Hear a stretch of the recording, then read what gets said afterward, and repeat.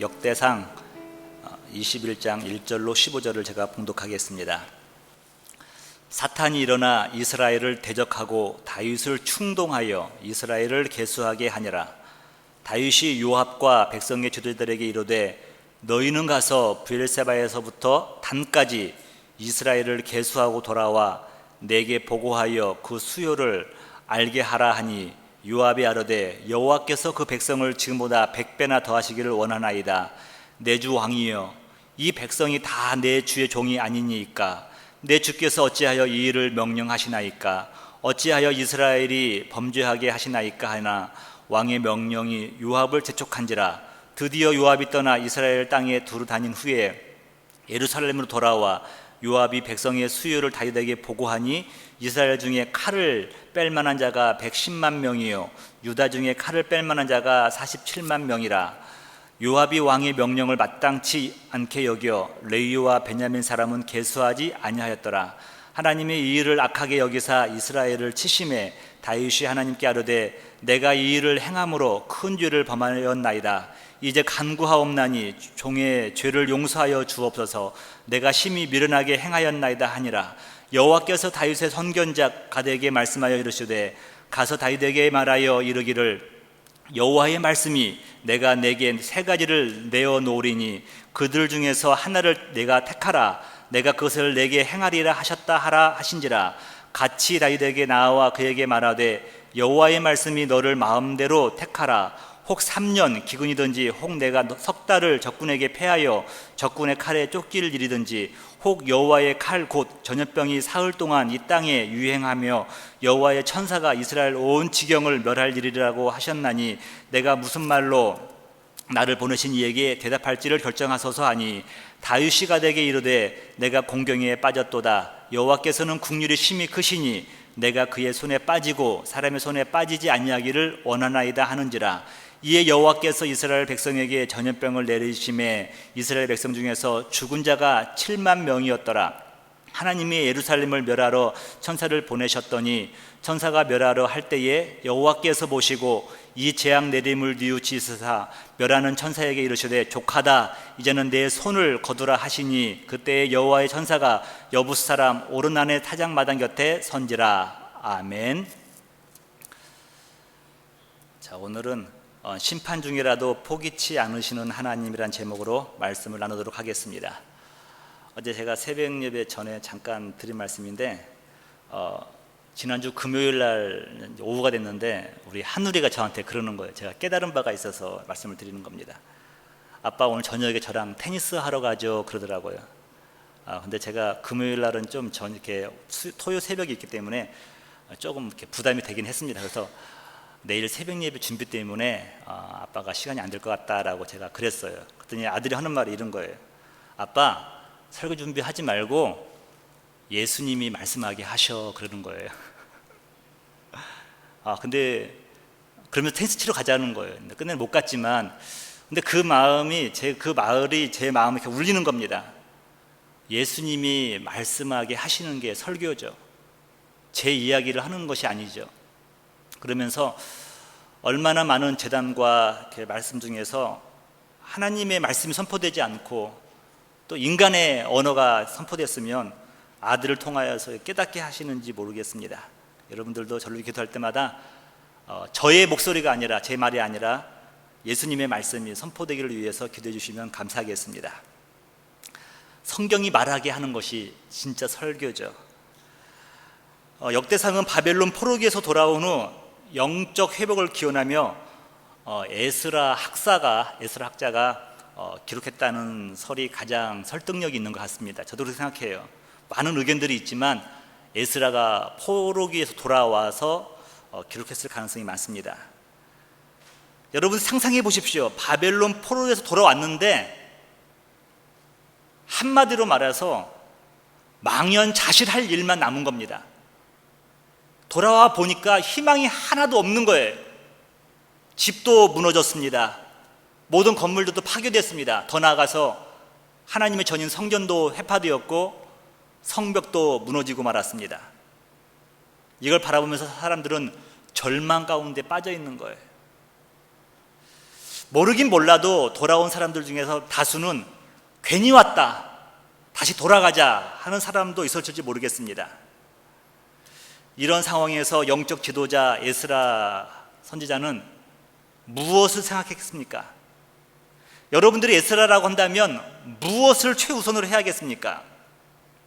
에스라 학사는 눈으로 보이는 붕괴가 문제가 아니라는 걸 알았습니다. 그 이전에 영적인 붕괴 현상을 바라본 거예요. 신앙의 붕괴, 믿음의 붕괴를 바라본 겁니다. 이런 현상들은 예배의 붕괴로 드러나게 되어 있는 거죠. 왜 우리 민족이, 선민이 바벨론의 포로로 끌려갈 수밖에 없었는지, 또 어떻게 돌아오게 되었는지, 그것에 대해서 에스라 학사는 적기를 시작합니다. 저 여러분들도 마찬가지 같아요. 우리도 여러분 인생이 참 고난이 오고 고달파지면은 한 번쯤 내 삶을 되돌아볼 필요가 있어요. 왜 이런 일이 나에게, 우리 민족에게 오는 걸까? 아마도 저 자신이 회개하고 돌아오기를 원하는 하나님의 마음은 아닐까? 우리 민족이 이 어려움을 통하여서 회개하고 또 믿는 자들이 먼저 엎드리고 다시 하나님을 찾아 예배하고 이런 회복을 원하시는 하나님의 뜻은 아닐까? 한번 우리가 되돌아봐야 된다는 겁니다. 어쩌면 우리 민족교회가 하나님이 원하시고 기뻐하시는 방향과 정반대로 흘러갈지도 모른다는 것이 저의 생각이기도 합니다. 저도 마찬가지예요. 제 삶이 고달퍼지면 먼저 생각해보는 게 이거예요. 혹시 내가 믿음이 약하진 않은가? 내가 하나님을 전적으로 신뢰하지 않고 내 뜻대로 살고 있지는 않은가? 늘 자기 자신을 반성하게 됩니다. 바벨론에서 돌아온 에스라 학사는 백성들과 같이 좌절만 할 수 없었습니다. 어떻게 해서든지 신앙이 흔들리고 있는 백성들의 마음을 바로 세우기를 원했어요. 그래서 먼저 시도한 것이 신앙의 뿌리를 찾는 겁니다. 여러분, 가문의 뿌리를 찾기 위해서 막 사람들이 족보를 보는 것처럼 신앙의 뿌리를 찾으려고 한다면 신앙의 기원에 대해서 생각을 해봐야 돼요. 한마디로 말하면 이거죠. 우리가 누구인가? 이 질문에 대한 답을 에스라 학사가 적어가기 시작합니다. 역대상 1장 1절을 한번 볼래요, 여러분? 아담, 셋, 에노스. 짧습니다. 여러분, 이 짧은 말인데 저는 이 말이 기록된 말씀이 이스라엘 백성들에게 선포되는 순간 그들의 가슴은 뛰었을 것 같아요. 그들은 70년 동안 포로기 생활 가운데서 내가 누구인가 정체성을 잃어버리고 말았습니다. 왜 이런 고난이 오지? 원망밖에 없었습니다. 근데 에스라의 선포에 의해서 아담이 선포될 때 인류 기원의 창조주 하나님에 대해서 생각하게 된 겁니다. 또 셋을 말할 때 하나님의 아벨을 대신해서 세우신 셋, 에노스, 하나님의 사람들 하면서 다시 한번 그들의 마음이 뛰기 시작하는 거예요. 뜨거워지기 시작하는 것입니다. 우리가 누구인가? 그렇구나. 여호와의 백성이구나. 여호와 하나님이 우리의 아버지가 아니신가? 우리는 그의 자녀가 아닌가? 더 나아가서 우리는 약속 위에, 언약 위에 서 있는 사람들이 아닌가? 여러분, 이 말씀이 선포되는 순간 그들의 마음은 뜨거워지기 시작했습니다. 이 감격은 이루 말할 수 없었을 것입니다. 비록 성전은 무너졌고 성벽도 무너졌고 내가 거주할 집도 무너졌지만, 그러나 다시 이렇게 세우실 리가 여호와 하나님이라는 믿음을 서니까요, 그들 마음 가운데 믿음이 자라나기 시작하는 겁니다. 믿음이 자라나기 시작하는 거예요. 에스라가 이 본문을 기록하면서 주안점을 둔 것은 이거예요. 우리 민족은 언약의 흐름 가운데 있다는 겁니다. 저 여러분들도 이 말씀을 들을 때에 나는 하나님의 약속 위에 서 있는 사람이라는 것을 믿으시기 바랍니다. 그래서 여러분, 유다 지파를 중심으로 해서 말씀을 전해요. 북이스라엘에 대해서는 별로 기록하지 않습니다. 왜냐하면 남쪽의 유다가 하나님의 언약의 정통성을 가지고 있기 때문에 그래요. 신앙의 정통성은 뭡니까? 메시아가 오실 것을 기다리는 겁니다. 그래서 여러분, 중요한 게 이거예요. 땅이 넓고 큰 것이 문제가 아니라는 겁니다. 숫자가 북쪽은 많고 남쪽은 적었는데 그게 문제가 아니라는 거예요. 메시아가, 약속의 성취가 어느 지파를 통해 오시는가, 에스라 학사는 거기에 초점을 맞춥니다. 유다 지파, 핵심은 다윗인데, 여러분 지난주에 이어서 다윗에 대해서 우리가 다시 오늘 말씀을 안 할 수가 없죠. 참 잘 나가던 사람입니다. 남이 부러워하던 사람이에요. 승승장구하던 다윗왕. 근데 오늘 읽었던 21장에 와서 다시 한번 우르르 무너집니다. 다윗왕의 치부가 기록돼요. 왜 에스라 학사가 이 다윗의 이야기, 치부를 기록했을까? 전 상상해 봅니다. 에스라가 백성들에게 준 메시지가 그런 거예요. 잘 나가던 우리 민족이 바벨론 포로가 된 이유가 무엇이냐? 하나님 앞에서 교만했던 다윗 사건을 통하여서 깨우쳐 주는 거예요. 너희들이 교만하여서 하나님을 떠났고 우상을 섬긴 결과라는 것을 말하고 싶은 겁니다. 그래서 오늘은 다윗의 또 다른 실패를 통하여서 하나님께 주시는 메시지를 한번 듣고자 합니다. 여러분, 살아있는 모든 생물은 변화하기 마련입니다. 어제의 여러분이 오늘 여러분과 달라요. 이건 자연의 법칙입니다. 늘 변하는 거예요. 사람도 변할 수밖에 없죠. 다만 우리는 어떻게 변할 것인가를 고민해야지 나는 절대로 변하지 않을 거야 라고 하는 것은 의미가 없습니다. 신앙도 날이 지나면 지날수록 더 아름답고 깊어져야 됩니다. 얕아지고 의심이 생기면 문제가 있는 것입니다. 우리 섬김도 마찬가지예요. 날이 지날수록 섬김의 지경이 넓어지고 우리의 사랑의 지경이 넓어질 때 아름다워지는 것이지, 나이가 들으면 들수록 나밖에 모른다고 한다면 문제가 심각한 겁니다. 다윗 역시 그의 신앙과 인격은 시간이 지나갈수록 때로는 아름답게 변화가기도 하고 수치스러운 적도 많이 있었습니다. 여러분, 목동 때 너무도 순수한 신앙을 가지고 있었어요. 하나님을 전적으로 의지했던 사람입니다. 또 그 신앙대로 골리앗을 물리치고 백성들의 인기를 얻어서 또 사울왕의 사위가 됩니다. 그러나 시기와 질투 가운데서 도망자가 되었고 비싼 광야 수업을 마치고 드디어 왕이 됩니다. 다윗만큼 하나님의 사랑과 은혜를 많이 받은 사람이 없습니다. 하지만 밧세바 간통 사건을 통하여서 우리에게 귀한 메시지를 하나 주고 있죠.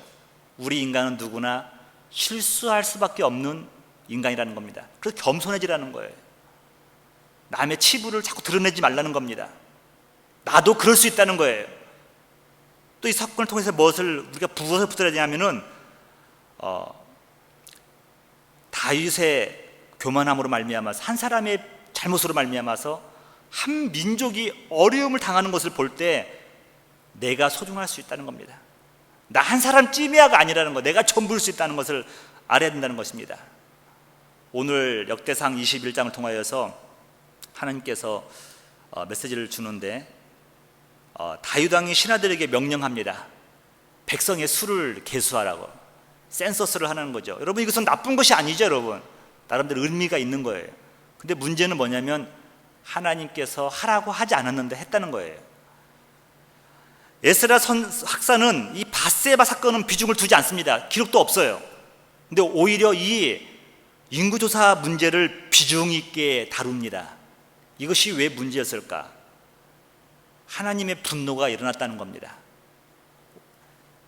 다윗이 자기 자랑, 뽐내고 싶은 마음이 있었던 거예요. 다윗의 신앙이 점점 하나님 중심에서 자기 중심으로 변해가고 있었다는 것입니다. 자기의 편리함, 유리함으로 변해가고 있다는 거예요. 하나님의 원칙도 없습니다. 신앙의 원칙도 없어지고 자기 소견에 좋은 대로 행하는 사람이 다윗 왕이었다는 거예요. 자신의 편안함과 즐거움을 향해 나아간다는 것, 이것은 하나님께서 기뻐하지 않는다는 것입니다. 오늘은 본문을 통해서 다시 놓치고 있는 것이 무엇이며 우리가 붙잡을 것이 무엇인가를 통해서 한번 은혜를 나누고자 합니다. 첫 번째가 뭐냐면 이거예요. 하나님 은혜의식을 상실해 갈 때 하나님께서 진노하신다는 겁니다. 다윗의 삶을 보면은 항상 그가 인생의 성공의 정점을 갔을 때에 그는 하나님의 은혜를 늘 붙들고 있을 때예요. 하나님의 은혜를 붙들고 있을 때 쫓겨다녀도 아굴람 굴에 있을지라도 그는 승승장구할 수 있었습니다. 하나님의 은혜이기 때문에 그래요. 그런데 이젠 됐다, 좀 편하게 쉬자, 누리자 하는 순간 여지없이 신앙의 타락의 길로 들어서고 맙니다.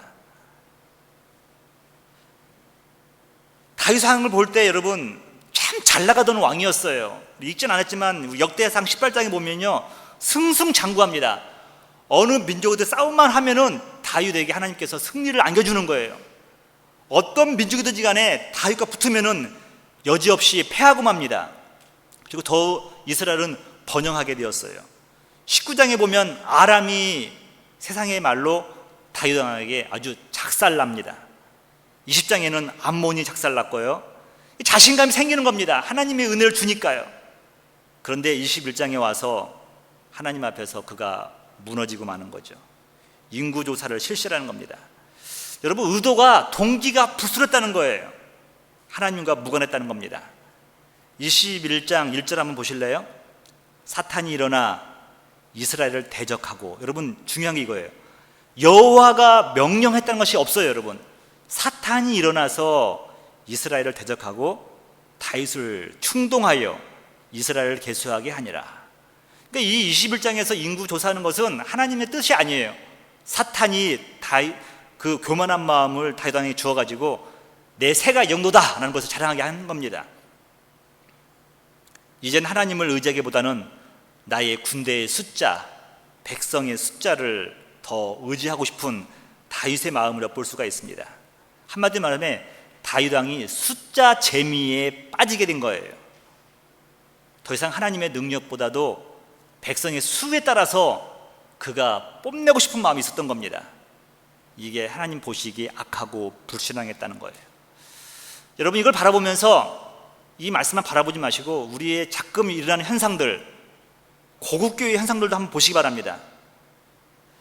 소위 말해서 여러분, 어느 교회가 좋은 교회인가, 어떤 교회가 어떤가라고 물어보면 사람들은 대답하기를, 그 교회는 하나님을 사랑해, 그 교회는 한 세계선교의 한 축을 잘 감당하고 있지, 그 교회는 지역사회와 소외된 이웃들을 잘 섬기고 있어, 그 교회는 주님을 위해서 핍박을 받고 있어 라고 하는 평가는 별로 들어보질 못합니다. 그 교회 많이 모여, 그 교회 적게 모여, 됐지? 이게 전부입니다.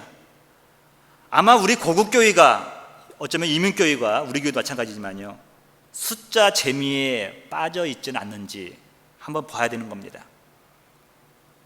영적 지도자들이 숫자 재미에 빠져 있는 동안에 한국교회의 방향은 어디로 가고 있습니까? 젊은이들은 어디를 향해 나가고 있습니까? 이 숫자 재미가 열심히 전도했겠죠. 근데 하나의 문제가 뭐냐면 이거예요. 한 영혼의 소중함을 자꾸 잃어간다는 겁니다. 한 영혼의 소중함을. 저는 이렇게 선포하는 목사님도 제가 말씀을 더 들어봤어요. 나는 오는 사람 막지 않고 가는 사람 붙잡지 않는다. 맞는 말 같아요, 여러분? 저는 이렇게 이런 말 잘 들어봤어요. 이렇게 자기의 목회 철학은 오는 사람 막지 않고 가는 사람 잡지 않는다. 근데 성경 어디를 보더라도 이렇게 목회하라고 말하고 있지 않아요. 여러분, 이런 교만한 마음이 어디 있습니까? 가도 아직도 많이 남아있다는 거예요. 여러분, 이게 숫자 놀이에 빠져있는 이 고국교회의 한계예요. 여러분, 우리 개신교회가 유대인들의 신앙을 배울 필요는 없습니다만 그들의 신앙 전수 방법은 꼭 우리가 놓쳐서는 안 돼요. 저도 그런 마음이 있어요. 유대인들의 신앙 교육은 회당 중심입니다. 회당 중심이에요. 시나고그죠. 나라를 몇천 년 동안 빼앗겼을지라도 어딜 가든지 그들은 회당 중심으로 민족이 형성됩니다. 그 커뮤니티가 형성되는 거예요. 그래서 그들은 몇천 년 동안 나라를 뺏겼을지라도 신앙은 잃어버리지 않았습니다. 여러분, 어느 회당을 가는지 아십니까? 여러분, 자기 집에서 가까이 있는 회당을 가는 거예요. 회당의 크고 적음이 문제가 아니에요. 단지 모여서 아버지와 아들이, 자녀들이 함께 토라를 읽으면서, 탈무드를 읽으면서 신앙을 토론하고 하나님 말씀을 배우는 겁니다.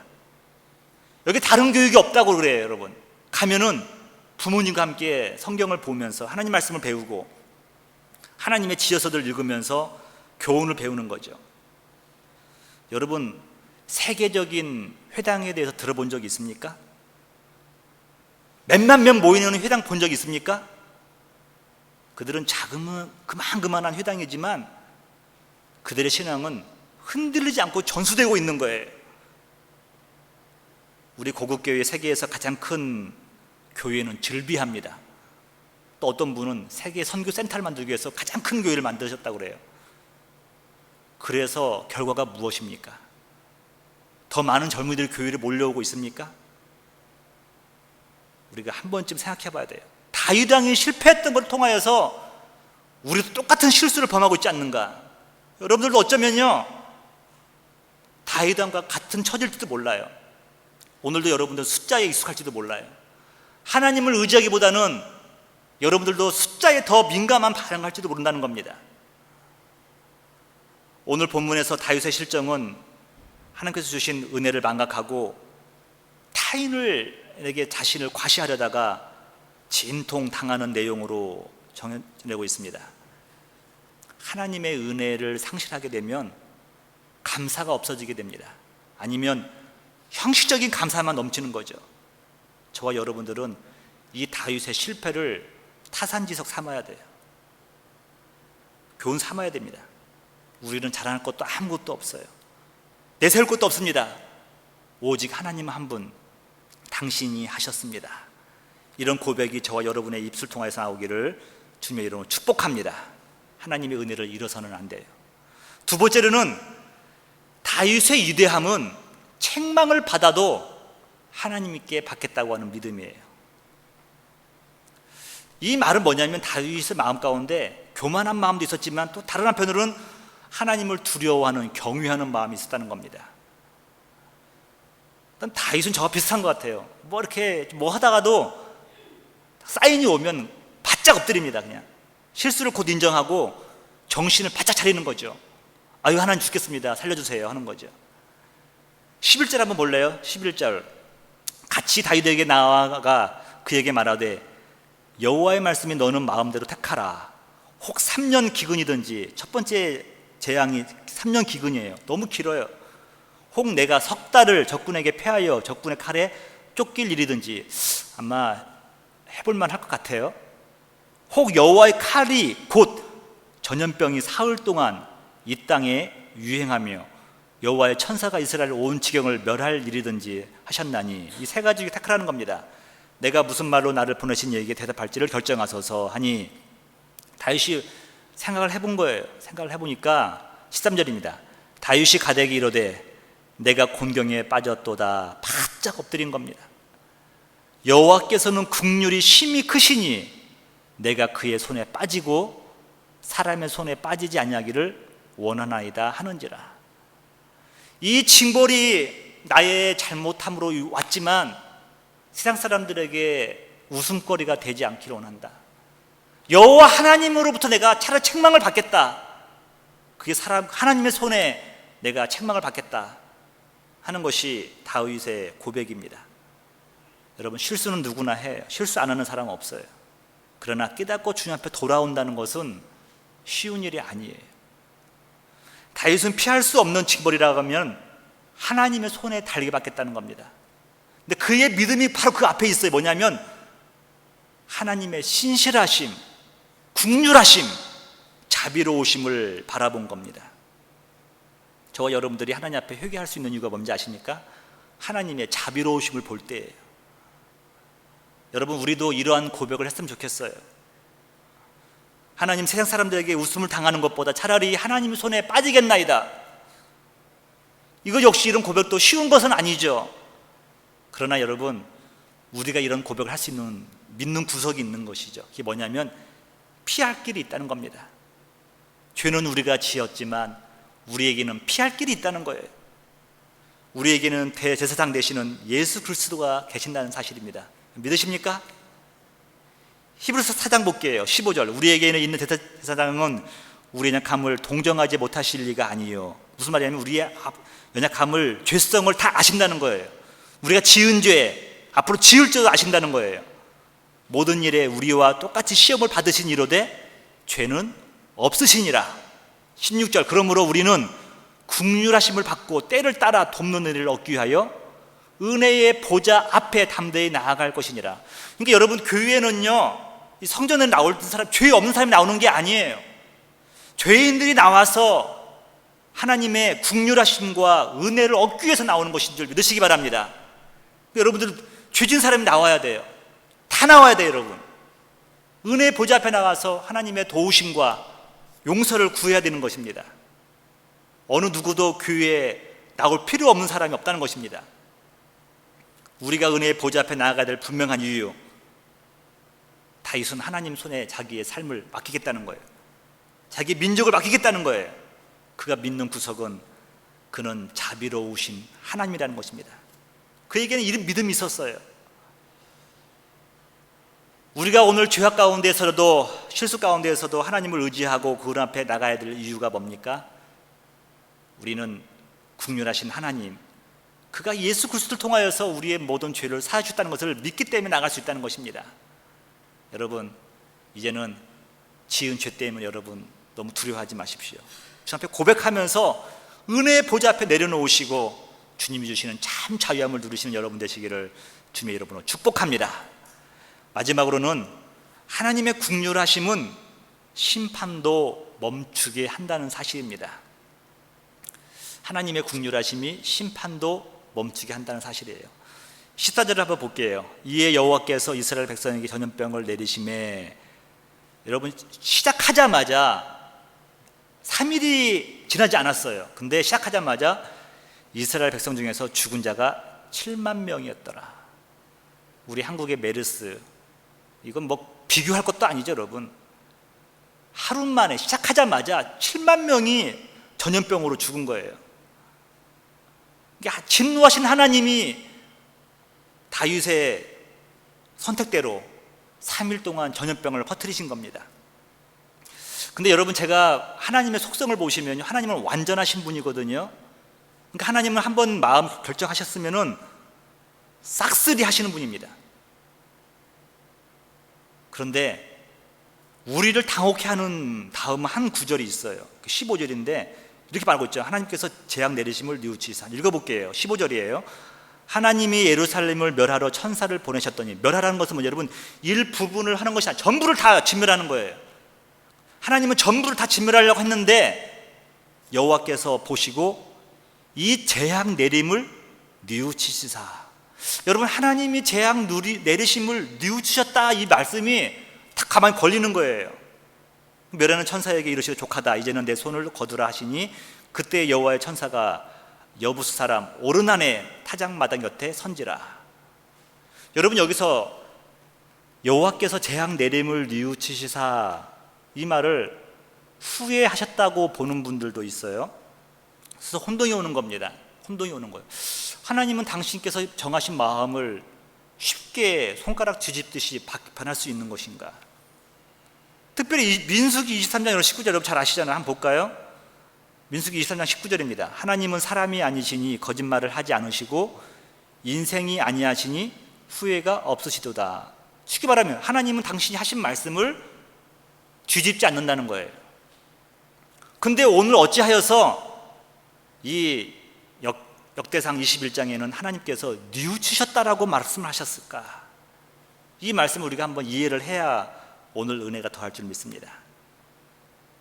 여러분, 민수기 23장 19절에서 말씀하고 있는 거, 하나님은 인생이 아니시니 거짓말을 하지 아니하시고 후회가 없으시도다, 이 말씀은 어떤 의미냐면요, 하나님께서 구원하신 이 민족을 선택하시고 구원하실 큰 맥에서 구원의 약속, 언약을 하나님께서 뒤집지 않겠다는 거예요. 메시아를 통해서 인류를 구원하실 것을 절대로 후회하지 않으시겠다고 하는 의미입니다. 하나님은 이런 인류를 구원하시겠다고 하는 뜻은 절대로 후회하지 않으셔요. 그런데 이 대상자가 잘못을 해가지고 벌을 내렸는데 대상자가 변한 거예요. 그가 회개된 거예요. 그가 하나님 앞에 엎어지고 용서를 구하는 겁니다. 그에 대한 하나님의 태도가 변하는 거예요. 믿으십니까? 이것이 뉘우쳤다고 표현하고 있는 겁니다. 이런 거예요, 여러분. 하나님의 징벌이 오늘 우리에게 임했는데 내가 회개하고 깨닫고 고백하면 하나님은 징벌을 거두시는 것을 믿으시기 바랍니다. 그 하나님이 징벌 내리심을 뉘우치셨다라고 말하는 거예요. 이 말씀입니다, 여러분. 하나님은 인류 구원하실 것을 절대 변하지 않으셔요. 그러나 우리 죄로 말미암아서 오는 징벌은 우리가 변했을 때 하나님도 거두시는 분이라는 겁니다. 또 하나는 뭐냐면 하나님께서 중보기도를 들으신다는 거예요. 중보기도의 유대함. 소돔과 고모라 성을 멸망하러 가는데 아브라함도 그게 지금이 소돔과 고모라죠, 여러분. 민족이 열방이 다 지금이 소돔과 고모라죠, 여러분. 근데 아브라함이 그 멸망을 탄원하잖아요. 또 그걸 하나님께서 들어주십니다. 이스라엘 백성들이 금송아지를 만들었을 때 모세가 대속적으로 그들을 대신해서 중보기도 했을 때 하나님께서 그의 심판의 칼을 접으셔요. 이스라엘 백성들이 원망했을 때 뱀들이 그들을 물기 시작합니다. 그때 또 모세가 중보기도 하니까 노뱀을 세워서 그들을 구원할 길을 열으셔요. 그러니까 하나님께서 마음을 뉘우셨다는 것의 핵심이 뭐냐면 이거예요. 불쌍히 여기게 되었다는 거예요. 고통당하는 것을 슬퍼하셨다는 거예요. 영어 성경에 보니까 하나님께서 그들이 고통당하는 것을 슬퍼하신 거예요.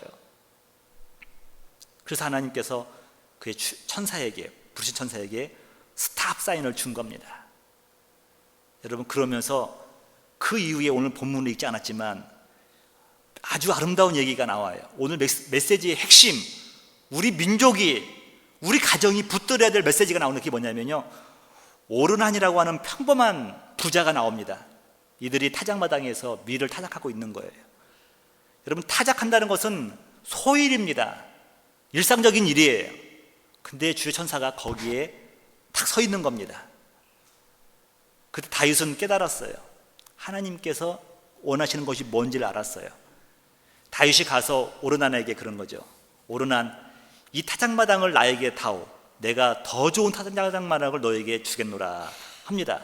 그러면서 여기에서 하나님을 위해서 제단을 쌓겠노라고 말을 하죠. 근데 오르난이 겸손한 사람이거든요.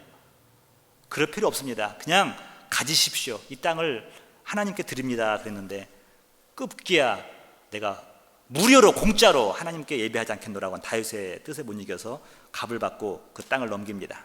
그러면서 그때 오르난이 이렇게 고백을 하죠.